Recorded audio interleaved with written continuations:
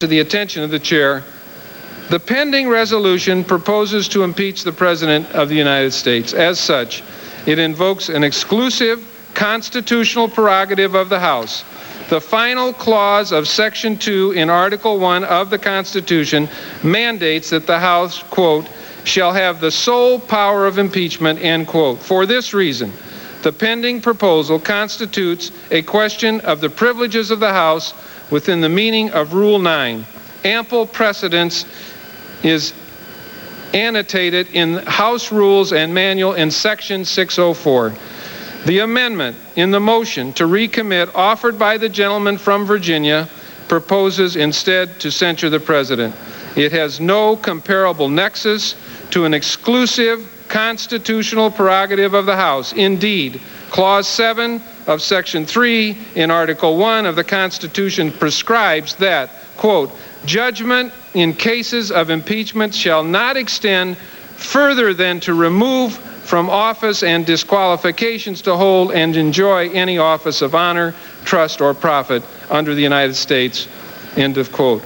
An instructive contrast appears in Clause 2 of Section 5 in Article 1 of the Constitution, which establishes a range of alternative disciplinary sanctions for members of Congress by stating that each House may, quote, punish its members for disorderly behavior and, with the concurrence of 2/3, expel a member, end of quote. This contrast demonstrates that while the constitutional powers of either body in Congress to punish one of its members extends through a range of alternatives, the constitutional power of the Congress to remove the President, consistent with the separation of powers, is confined to the impeachment process. Thus, a proposal to discipline a member may admit as germane an amendment to increase or decrease the punishment except expulsion which the chair will address presently, in sufficient part because the Constitution contemplates that the House may impose alternative punishments. But a resolution of impeachment,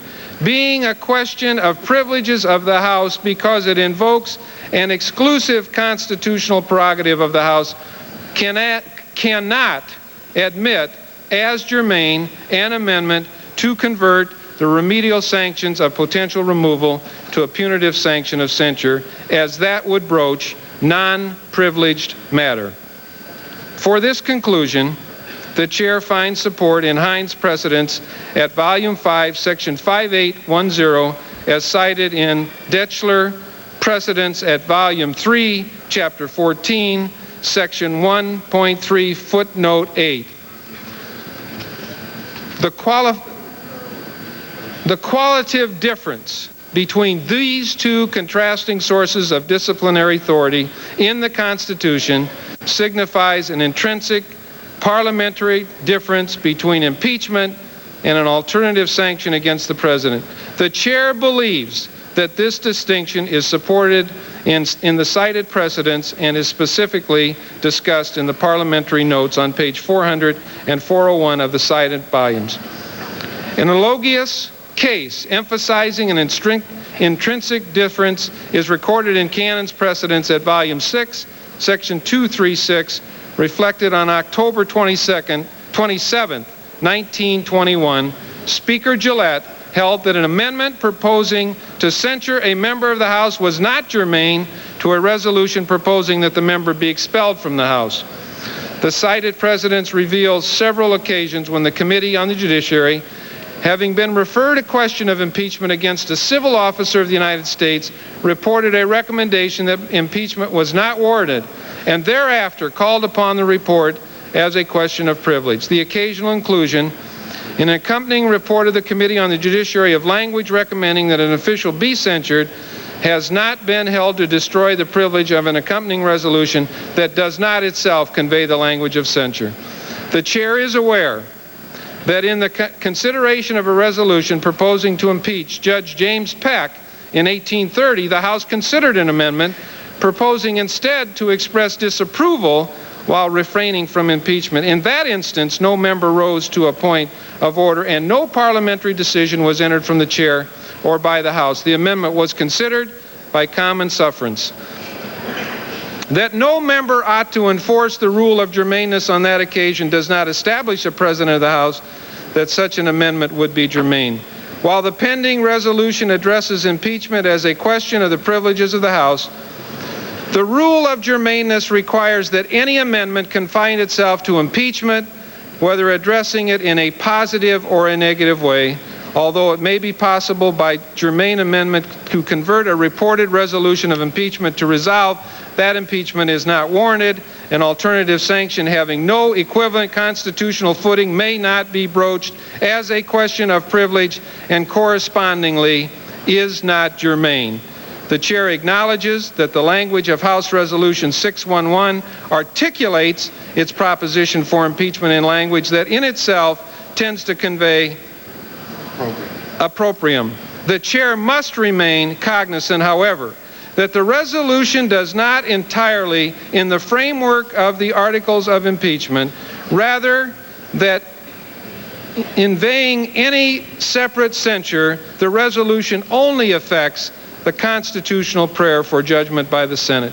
The Chair is not passing on the ultimate constitutionality of a resolution of censure. Indeed, the Chair does not judge the constitutionality of the measure before the House. Rather, the Chair holds today only that the instant proposal to censure or otherwise admonish the President of the United States, as it does not constitute a question of the privileges of the House, is not germane to the pending resolution of impeachment, an intrinsically separate question of the privileges of the House. Mr. Speaker. The gentleman from Missouri, the Majority Leader, is recognized. Mr. Speaker, with all due respect, I must appeal the ruling of the Chair. The question is, shall the decision Mr. Speaker. stand as the judgment of the House? The question is, shall the decision of the Chair Mr. stand Speaker. as the judgment of the House? Mr. Speaker, The Majority Leader. I move to lay the appeal on the table. Questions on the motion, Lamb? The question is on the motion to table. All in favor, say All those in favor will say aye. Aye. Those opposed, no. No. In the opinion of the Chair, the ayes have it. Speaker, The on ayes that, have it. I The demand a gentleman roll from call Missouri. vote. The yeas and nays are requested. Let me announce that we will have a 17-minute vote followed by 15-minute votes thereafter. One 17-minute vote followed by 15-minute votes thereafter.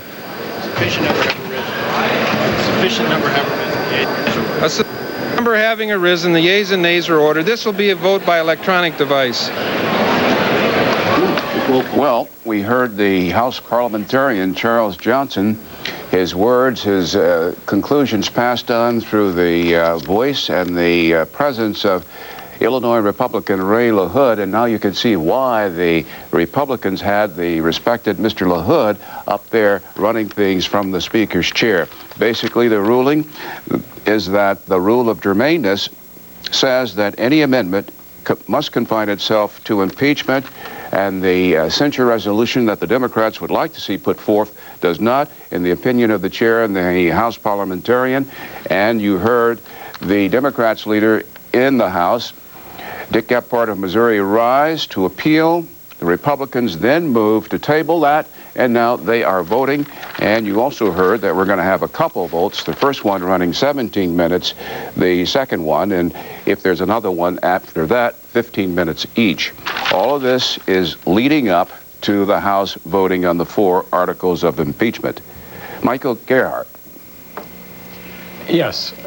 Jeff Greenfield. Judy Woodruff. Well, let me translate about 30 minutes of rotund parliamentary prose into about 10 seconds. Basically, what Ray LaHood ruled, with Charles Johnson invisible beneath him but feeding him all those words, is as follows. You can't amend an impeachment resolution with a censure resolution because it's cheese and chalk. He did not say censure was unconstitutional in and of itself. He simply said you can't take this, the impeachment resolution, and try to amend it by sucking out impeachment and slapping in censure. I think that's about 30 minutes of rhetoric in about 6 seconds. And to follow that up, I do think it's important to note that the acting speaker did not express an opinion on the constitutionality of censure. One of the things we heard in the debate amongst the members about censure was what's the relevance of the precedents? What's the relevance of the fact that the House has used censure a number of times?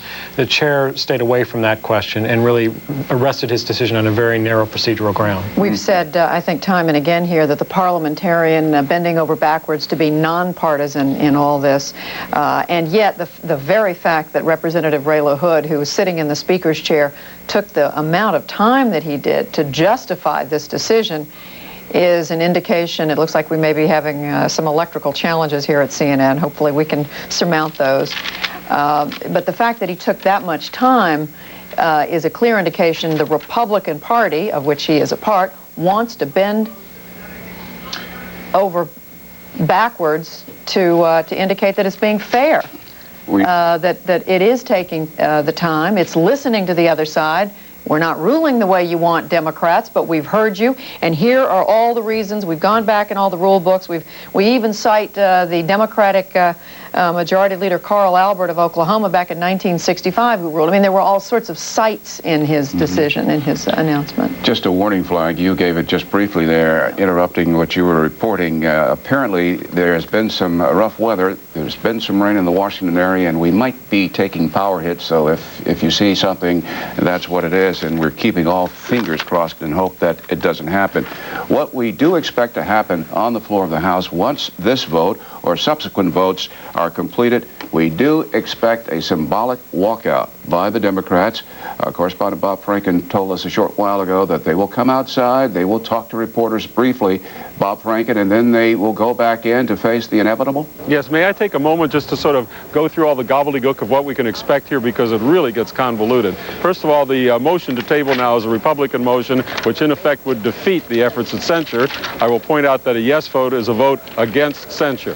That's point number one. After that, then we'll have the walkout. The Democrats are going to come out and charge that they didn't get the chance to fairly present censure, although, as you noticed, they allowed them much more time than they really needed to under the rule. Then they'll go back in. The next votes that will occur, the ones that matter, will be the votes on the articles of impeachment. In other words, we're getting near the very important part of this day, the day when we'll find out almost certainly that William Jefferson Clinton will be impeached by the House of Representatives. Bernie? Well, that kind of clarity is very refreshing to have. I have a question for Bob. Bob, we heard Ray LaHood say we're going to give you 17 minutes to vote on this motion to table, which we assume the Republicans are going to prevail on. Then he went on to say we're going to have 15 minutes for subsequent votes. Are those votes he's referring to votes on the articles of impeachment? Those are the votes. Those are the ones. Now, that's an interesting way that they've laid them out. Interesting only to somebody who cares about such things as Drexler's precedents, which you heard him quoting from a few moments ago. Normally, under a circumstance like this, when everybody was in the House, there would be 5-minute votes, but they've decided this is too important for that. They're going to be 15-minute votes, 4 of them. Bob, why are the Republicans not permitting a roll call vote? We heard Dick Gephardt, the minority leader, ask for a roll call. He was denied that. Why? Well, because, as Jeff pointed out a while ago, all of this is too unwieldy. The actual roll call vote, the normal way it's done is electronically. I think the system was put in the House in the late 50s or early 60s. They just put in a card, and that amounts to a roll call vote. You are able to afterwards go and get the list of who voted which way a short time after that. But it's too unwieldy. There are too many members.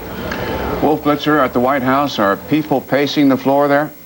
Well, they're watching very carefully. They're obviously nervous about what's going on. This is by no means an easy procedure for any of them to have to endure. They are going to be getting ready later this afternoon when, after the vote, after the president is impeached, the Democratic leadership will be coming over here and trying to reassure the president and make sure that he doesn't even start thinking about resignation. Well, we are told that in some of the conference calls that the White House officials are having with supporters around town here, they have one of these every day, they're sending out a message that in the short term they should be promoting these thoughts. For example, that if the House does go ahead and impeach the president, as is now almost certain, it would be going against the will of the American people. 2 elections. 2, that in effect by this lame duck House of Representatives impeaching the president, it is, in the words of one of these supporters, an illegal power play, perhaps setting the stage for some legal considerations, whether it was constitutional. And 3, the best thing to do, though, in the immediate period ahead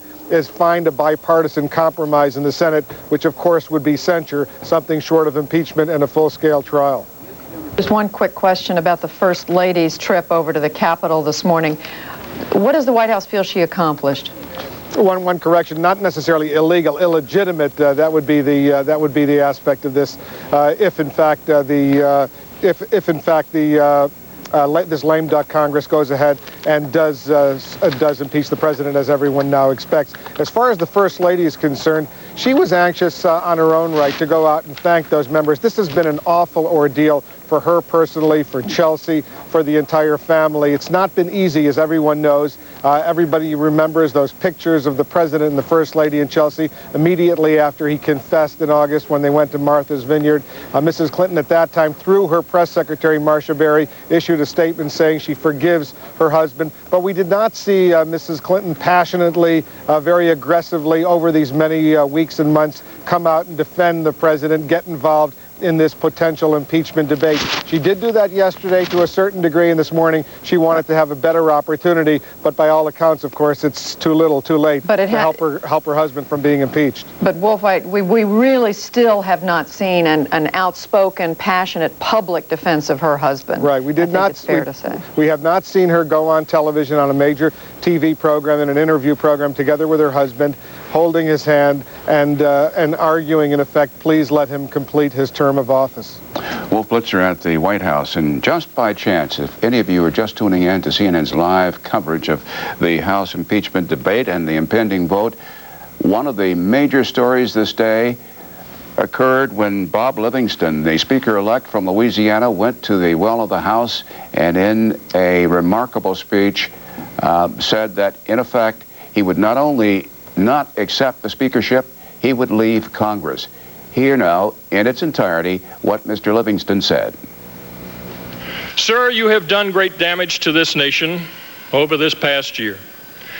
And while your defenders are contending that further impeachment proceedings would only protract and exacerbate the damage to this country, I say that you have the power to terminate that damage and heal the wounds that you have created. You, sir, may resign your post.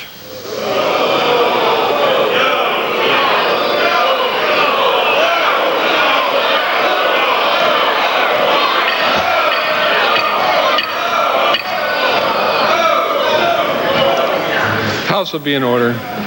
And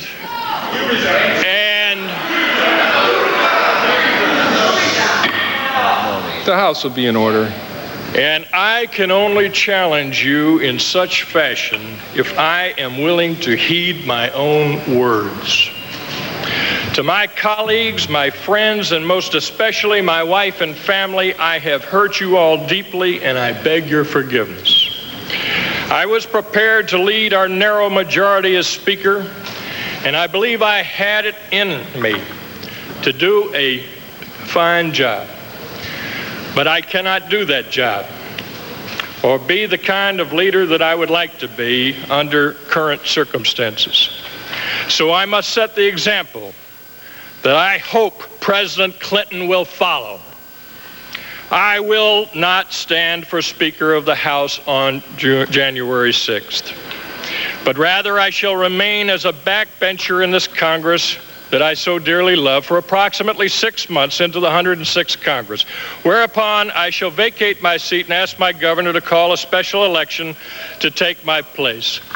I thank my constituents for the opportunity to serve them. I hope they will not think badly of me for leaving. I thank Alan Martin, my chief of staff, and all of my staff for their tireless work on my behalf. And I thank my wife most especially for standing by me.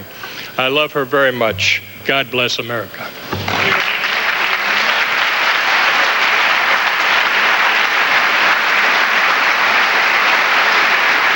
The members of the House on both sides of the aisle responding to Mr. Livingston's surprising announcement, and thereafter the chair had a hard time maintaining law and order on the floor of the House because members, their staffs, were huddling around inside the chamber, outside of the Speaker's lobby, talking about what had happened. What is happening right now It appears that the motion to table the Democrats' censure resolution is winning. You can see the count there, 223 and 196 the Democrats, and we'll continue to watch that.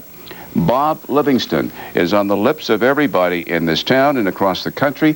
CNN's Frank Sesno now has some information that takes us behind the scenes. What led up to this? Frank? Well, very interesting, Bernie. What led up to this, of course, was that Livingston was starting to see an erosion in his base. He was starting to hear from some very conservative members and others who said that his admissions of marital infidelity simply were not tolerable. He was sensing that this was going to be a much more difficult battle than he thought, and that this was not going to be something he'd be able to get out of very easily. But I want to give you some additional detail about what happened after he spoke there, because it's quite interesting, talking to some people who were there. After he spoke, first of all, you heard the boos after he called for the resignation of the president, but there were some other catcalls from some of the Democrats, apparently, that we couldn't hear through the microphones just as he started getting into the personal aspect of his speech. And you saw him hold up his hand as if, you know, he knew what he was going to say. Then after he called for the resignation of the president, there was a Democrat, don't have a name, but that's what I'm told, it comes from the Democratic side of the aisle, it stands to reason, you could hear it very faintly, who said, "You resign." Again, he held up his hand and pushed on. At the end of that speech, he stayed in the chamber for about 15 minutes. He was greeted and congratulated, in a peculiar sense, really, by a number of members, many Republicans now saying, in the words of one, it's the most honorable move in the history of Congress. Some calling on him to reconsider, but fundamentally, he has made his decision and made it be known. After he delivered that speech, Bernie, he went back to his office in the Appropriations Committee after about 15 minutes or so, and just gathered his staff and gathered his thoughts. And Frank, Dick Gephardt, the Democrats' leader in the House, got on the telephone, called the White House, talked to the president, and they concluded that they, the Democrats, should come out and urge that Mr. Livingston reconsider. We saw White House Press Secretary Joe Lockhart come out to the lobby, or rather to the driveway, and make that announcement, and this is what he said. I've just come from talking to the president. I assume that you'd all want some reaction from him, and I have that. I think the president is very disappointed with the news he's heard from the Capitol today. He likes and respects Representative Livingston. He has enjoyed working with him. He thought he was an able chairman of the Appropriations Committee over the last 4 years, and he looked forward to working with him on a bipartisan basis over the next 2 years to push an agenda for America forward. As you all know, the president has always spoken out in very forceful terms about the politics of personal destruction, whether it's directed against a Democrat or whether it's directed against a Republican. I believe the president firmly believes that the politics of personal destruction in this town and this country has to come to an end, and it has to stop soon. And in that spirit, the president's wish is that Representative Livingston would reconsider the decision he announced on the floor today. Livingston called on the president to resign. The president, as we said, is going to do what's in the best interest of this country. He's going to keep on pushing his agenda forward. And I think that it would be wrong to give in to this insidious politics of personal destruction, which seems so pervasive in this town now. Did he call Livingston personally? I don't think he's had a chance to talk to him personally. But apparently Livingston thinks it's a lot of stuff that's coming out more intrusive, and I mean, he feels it's the best thing for him to do. Why would the president want him to put himself through that? Well, I think that, as I've said here, the politics of personal destruction needs to stop. We need to stop playing these kinds of games in Washington. You know, the president has talked about this for years, and he believes that it needs to stop, and his wish is that Representative Livingston would reconsider. Thank you. And just to button up, our White House correspondent John King sends word, as does Bob Franken on the Hill. Why is the White House doing this? Why is the president wanting to see Mr. Livingston stay in as Speaker? Well, the Democrats are very concerned that there might become a momentum that could swell in the Senate. If the Speaker-elect resigned, why not the President? But that is the rationale behind this, and that's why the Democrats came out. Now, to the business at hand on the floor. The motion to table the Democrat censure resolution has lost. Right now, we see the vote at 230 yeas, meaning it's a vote against censure, and 204 nays. Jeff Greenfield?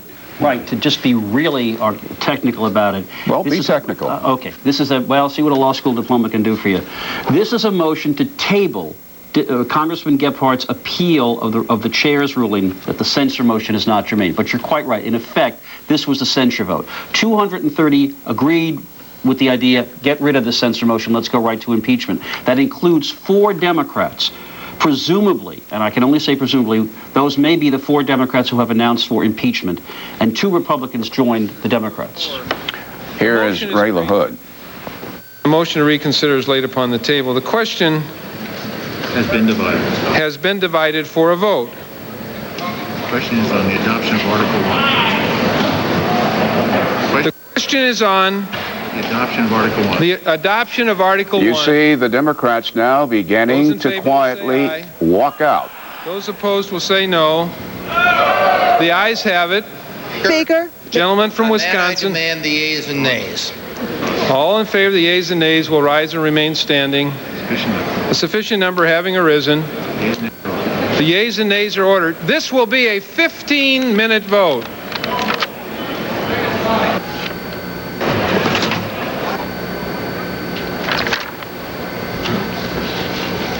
This is the first of 4 votes on 4 articles of impeachment. As Bernie just said, it appears Democrats were walking out, although it's a little difficult to see. You can see the right side of the chamber as our camera looks down on the House chamber is the majority side. You can see that's where most of the members are congregated. The left side's empty. Now we're showing you outside the Capitol where the Democrats are coming out. Bob Franken? Well, they're doing this during the vote on the first article of impeachment, so we know that they have, well, he said 15 minutes, 17 minutes to hold their demonstration. Obviously, what they're doing here, as we were told ahead of time, they're walking out very brief period of time to express their protest over the entire proceeding, specifically their protest at not getting the chance to have censure considered on the floor. This is going to be just a way of attracting attention to the complaint that they've made. They believe it's a very politically powerful one. They have participated in this impeachment discussion, quote, under protest. They're just giving us a visible sign of that. You will notice, of course, that it is very much in camera right. Bob, does this look like all the Democrats, all 205 of them? Well, I'm not going to be able to count. I guess that would be 410 legs divided by 2. I guess the one question I would have is whether the 4 who are part of the group that's supporting impeachment would be joining. I suspect the answer is no. So let's go and say there are perhaps 201 of them, maybe 200. Is Dick Gephardt going to say something to them? Dick Gephardt is going to be making a statement. Perhaps you can see he is leading the group right now. There's a very much of a carnival atmosphere here, which is a stark contrast to the serious matter at hand. The Democrats are walking past. You can hear and see this, waving to the crowd. There are hundreds and hundreds of people who came to the lawn here at the Capitol to watch history being made. Many of them, as you can easily tell, are supporters of the Democrats who are cheering them all on as they head to their very important spot, the Democrats do, the camera, where Gephardt will be able to make his comment. Remember now, they've got to do all this in time to get back and vote on impeachment.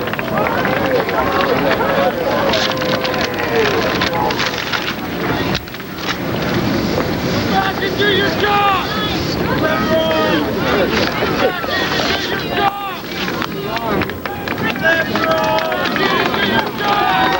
That's what we're doing!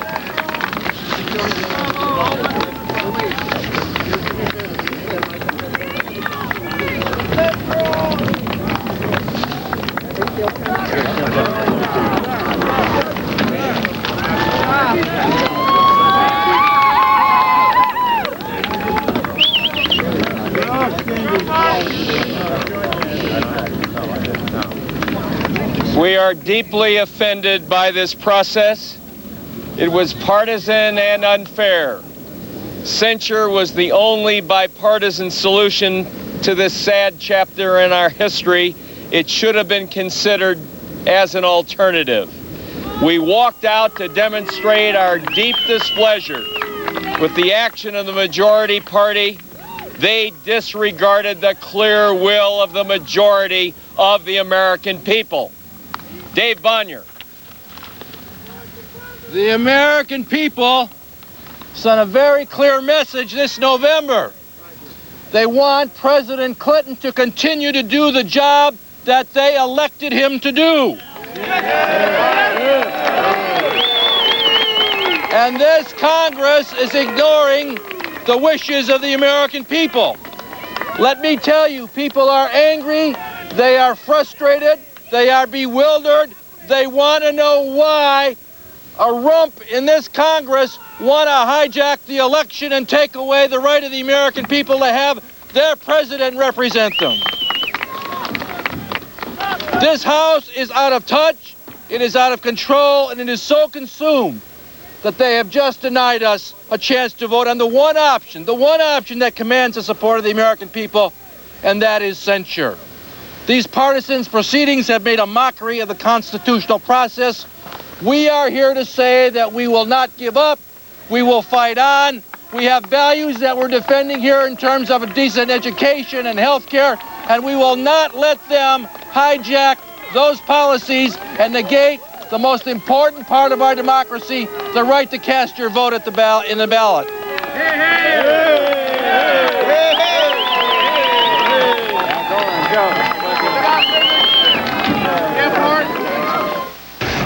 We've heard from two Democrats, the Minority Leader Dick Gephardt and from David Bonnier of Michigan. Bob Franken, it sounded as if there were people applauding.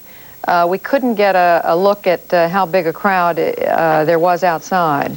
Just about everybody who was on the lawn running around us just a moment ago surged over to the area. Let me tell you where we were and where they were. We are at the Elm Tree site, it's called. It's an area where broadcasters operate. It's on the lawn. They went over to what's called the Triangle, so named because it's a little three-sided patch of grass, and they went to a place where, in fact, cameras could broadcast live, and now they're heading back. They made their point. You can probably see them raising their hands in triumph, although they're coming out to complain about a defeat on the floor. And they're going back now to the very, very serious business of considering impeachment. Article 1 is the matter that's being decided on the House floor right now. And by all accounts, that's the strongest count of impeachment, the one that is considered most likely to win. That is the one that charges that President Clinton perjured himself before the grand jury on August 17th. Article 2 comes up after that. That's perjury alleged in the Paula Jones case. Article 3, obstruction of justice. And Article 4, the abuse of office charge, which is based on the president's 81 answers that he provided to Congress. So all of this now is coming to a head in a day that can only be described using words like bizarre, like nothing any of us has ever seen. Judy? A remarkable picture, Bob. These Democrats moving en masse up the steps of the Capitol with the clock showing a little more than 8 minutes left to vote on the first of these articles of impeachment. We did hear, Bob, there were some boos in the crowd, so presumably it's not just a bunch of Democrats outside. No, as a matter of fact, I'm it's quite unusual to me that it's been as friendly as it has around here, because there are any number of people who are carrying impeach Clinton signs, others who are carrying signs that say such things as impeach the Republicans of Congress. I mean, there are two sides represented here, and for the most part, it's been very, very friendly. I think due in great measure to the fact that there are an awful lot of policemen around here. Bob, as we watch these Democrats stream back in, at least some of them, it looks like a few of them, Jerry Nadler and some others are there turning around to look back at the crowd. Will we see a pretty rapid succession of votes here? Will there be any more parliamentary moves or anything else to interrupt the flow of business at this point, or is it 4 articles, 4 votes, and then they're out of here? Is that what we're looking at? Well, I don't expect that we're going to see any more parliamentary impediments to the votes on articles of impeachment. I think that there's going to be a view as they go back in that this is a very, very serious historic circumstance, and I think that they're going to stop that. That is not the end of the legislative day. One of the other things that they have to vote on is the appointment of the managers of impeachment. That is the team of, in effect, prosecutors that will follow Henry Hyde, the Judiciary Chairman. There are going to be 13 in all, who are the ones whose job it is is to prosecute the case when it goes across the Capitol building to the Senate side to the trial, which if the president was convicted in that trial, would result in his removal. Of course, there are an awful lot of things that can happen between now and then. That, as a matter of fact, is where many people believe it is more appropriate to talk about censure, to talk about what amounts to a plea bargain in the context of a trial. Well, certainly Henry Hyde, the chairman of the House Judiciary Committee, felt that way earlier when he went to the well of the floor, and he described censure as being, in his words, that is impeachment light. Censuring the president is not a function permitted in this chamber, maybe across the rotunda, Mr. Hyde said. Across the rotunda, correspondent Candy Crowley. Bernie, sitting here watching and remembering what a lot of people that are outside this business and outside the business of politics are saying to me, and one is that they can't figure out whether this is like a historic drama or a three-ring circus, and I think what we have here is the answer, and it's both. Inside the chamber, you have an article of impeachment being brought against the president, being voted on. Outside, you have a collection of all the Democrats who are going to vote against that article around the microphones, and all of these people with signs. Talking to a couple of people as we stand out here because they go by and they're holding their signs. I'm told that there was a 3-hour wait today for those who wanted to get into the actual gallery and see history unfold or watch the circus, whichever one you want to call it. I suppose part of the long wait was due to the extra security precautions up there in the Hill. There are indeed extra security precautions up here, but those have been in place for a couple of reasons. You remember we had the tragic shooting of 2 policemen up here, and security has been heightened since then. This has been more about fences to kind of keep people away from the front of the building, but really basically people can go pretty freely in and out of the building. They just can't get into the gallery quite as quickly. Candy, have you heard of any initial Senate preparations? On the Senate side, I know that the Senate Majority Leader and Minority Leader Tom Daschle, the Democratic leader, Trent Lott, the Republican leader, have talked to each other in person and on the phone about what if, and we're very close to now what. And now what is that there is an agreement by both men that a trial of some sort and of some duration will have to take place. There will be things that take place before that, but both agree that a trial under the Constitution is what's warranted here and what, in fact, must take place. That doesn't mean that there won't be many people out and about in the Senate trying to put together some kind of deal. There is initially going to be a sort of a mini book that the Democrats and the Republicans will circulate among their members, which will tell them, okay, here's what you can expect and here's how this is supposed to go. And in the meantime, both Trent Lott and Tom Daschle has spent the past week or so reaching out to their members to try to get a sense of things. Remember, they're scattered to the 4 winds, so it takes a while to do that. Candy, it's Jeff Greenfield. Are the Democrats planning to take any comfort or make any political point out of the narrowness of the margin? It appears it's going to, Article 1 may pass by about 10 or 11 votes to spare. Is there any argument that you think they're going to make that proves the partisan nature, that it was lame ducks that provided the difference? I'm not sure what, how on the Senate side they'll feel about the lame duck, and I'm not sure they'll take to that argument. But they're certainly going to continue over here what you have been listening to on the House side, and that is this is partisan and this is unfair. And I think you'll hear that. But as you well know, Jeff, the Senate is full of 100 people, all of whom think they could be president and all of whom have their own minds. And I think you will see more crossover here. But I don't know if it'll change the mix. I think you will see some Republicans who maybe will want to work a deal. And I think you're going to see some Democrats who maybe think that a trial ought to go through and who might, in fact, vote for the ouster of the president. So I suspect that there will be a little more bipartisanship, but probably not much. For the first time in 130 years, on the floor of the House of Representatives, there is a vote to impeach a sitting president. They're voting on Article 1 with less than 3 minutes remaining in this vote. And Bernie, at this point, there are 3 votes shy, and we have every reason to expect it's at 217 and at 218 when that number comes up. There it is. There it is.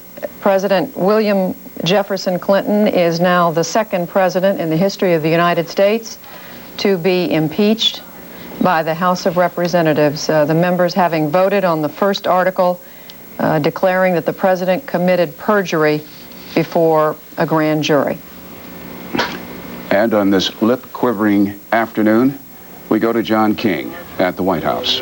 Bernie, inside, they're watching this vote. They knew the president would be impeached, but still, this is stunning for everyone here at the White House to see. As they ponder this, they don't have much time to reflect, much time to air their sadness. Already there they are preparing for the Senate strategy, as they call it here at the White House. We will see the president later today, about an hour or so, we're told, with many of those same House Democrats we just saw on Capitol Hill. They will make the argument that this is a Republican vote, largely a Republican vote to evict from the White House a president twice elected by the American people. The president himself, we're told, will appeal that it's time to end all this, time not to carry this over to the Senate for a trial that could last 4, 5, or 6 months. He will once again make an appeal for a bipartisan compromise and leave it to the Democratic House members to be much more partisan and essentially accuse the Republicans of trying to undo the last 2 presidential elections.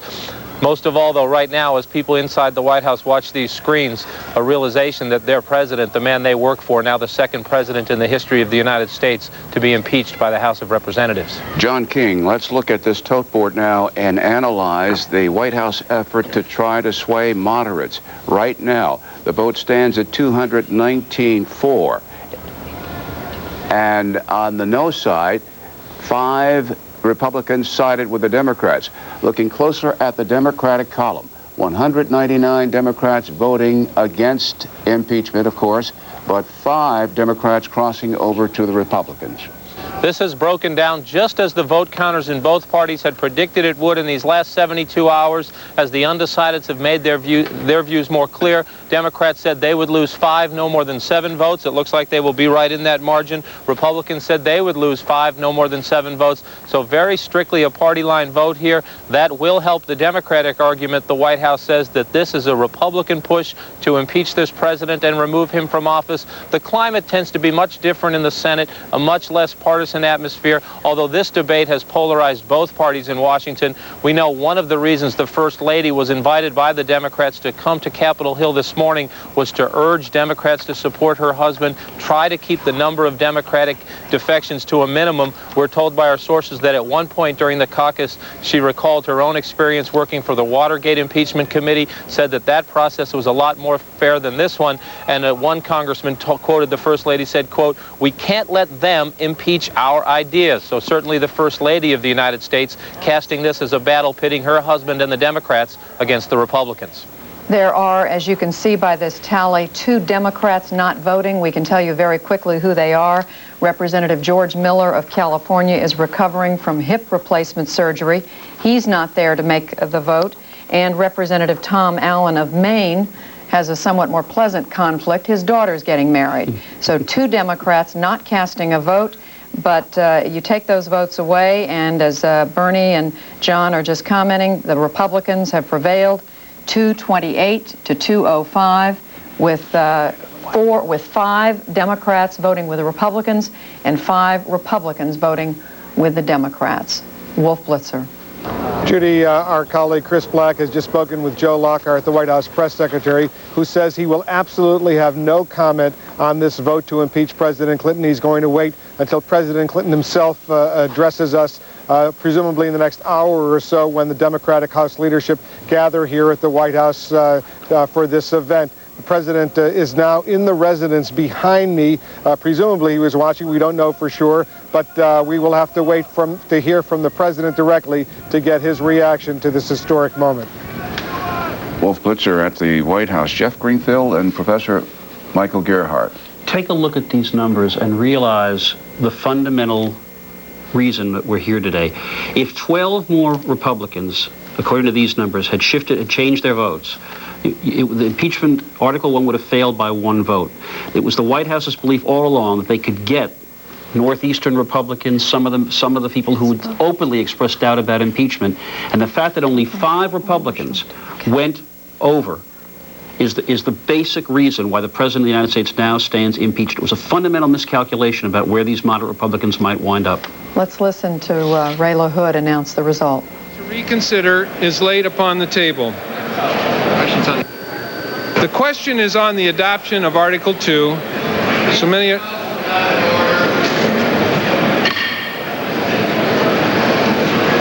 The House will be in order. The question is on adoption of Article 2. Those in favor will say aye. Those in favor will say aye. Those opposed will say no. The ayes have it. Mr. Speaker, on that I demand the yeas and nays. All in favor, the yeas and nays will rise. A sufficient number having arisen, the yeas and nays are ordered. This will be a 15-minute vote by electronic device on Article 2.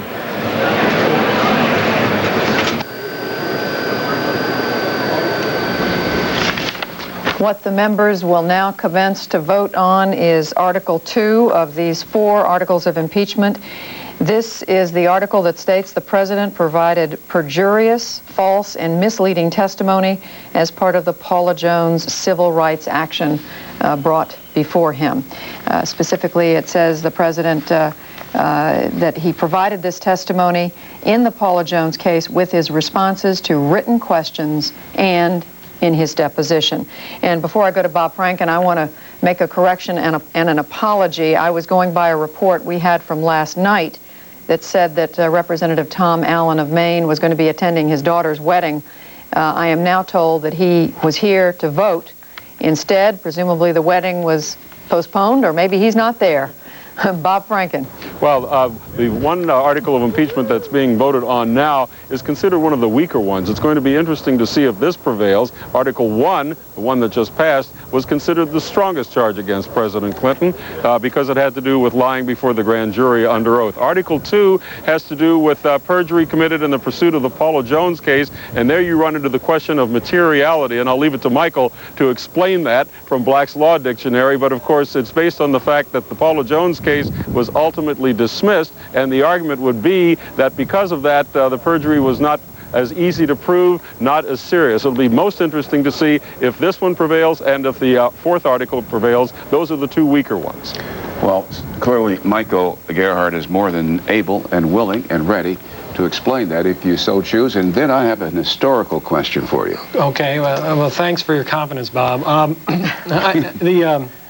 The question of materiality essentially boils down to the following, that the testimony or the lying under oath would have been material if it could have affected or would have affected the outcome of the case. That's the test of materiality.